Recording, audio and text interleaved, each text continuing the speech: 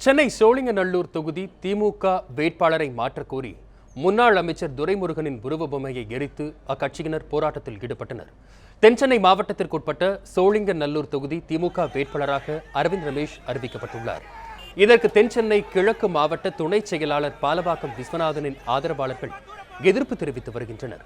முன்னாள் அமைச்சர் துரைமுருகனின் பரிந்துரையின் பேரிலேயே அரவிந்த் ரமேஷ் வேட்பாளராக அறிவிக்கப்பட்டுள்ளதாக அவர்கள் குற்றம் சாட்டி வருகின்றனர்.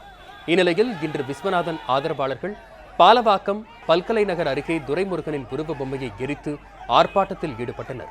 சோழிங்கநல்லூர் திமுக வேட்பாளரை மாற்றாவிட்டால் தேர்தல் பணிகளை புறக்கணிக்கப் போவதாகவும் அவர்கள் எச்சரித்துள்ளனர்.